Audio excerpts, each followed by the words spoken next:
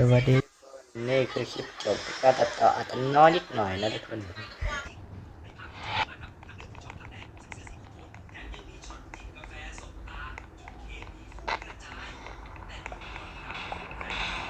โอ้ดิเช็ด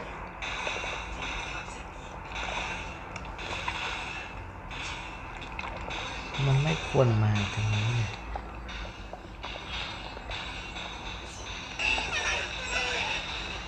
มาฟักอยู่เฮ้ยเอฟเอา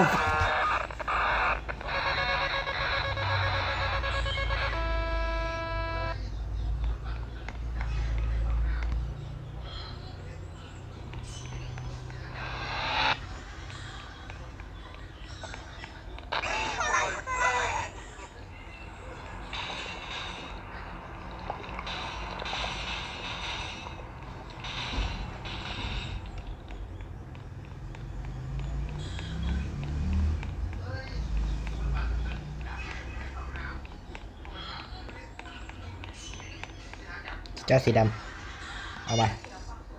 มาสิ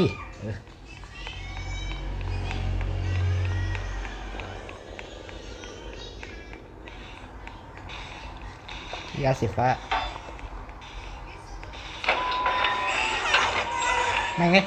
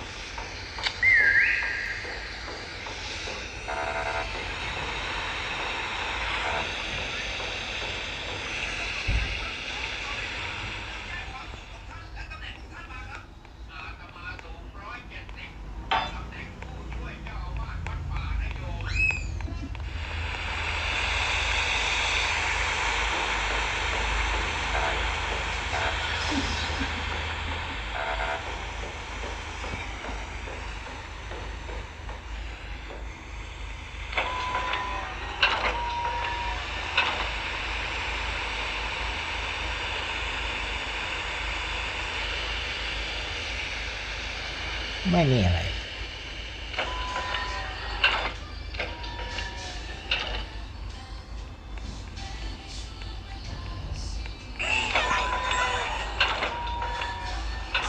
กูไม่ได้นำมึงเป็นเพื่อนเลยเสร็จไปไกลเลยนะ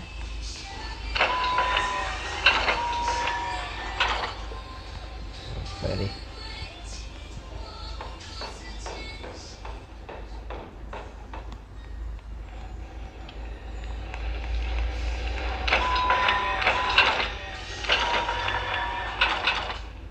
คีย์การ์ดก่อนคีย์การ์ดสีเขียว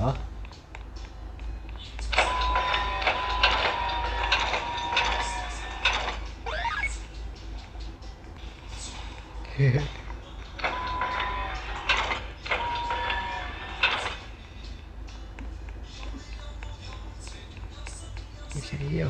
ใช่ไหม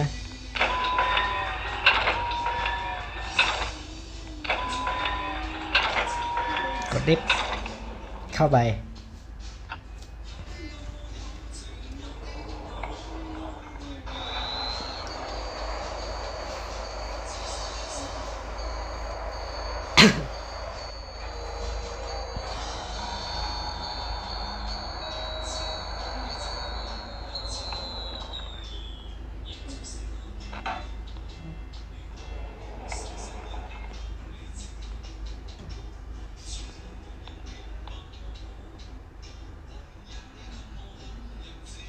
จบแล้ว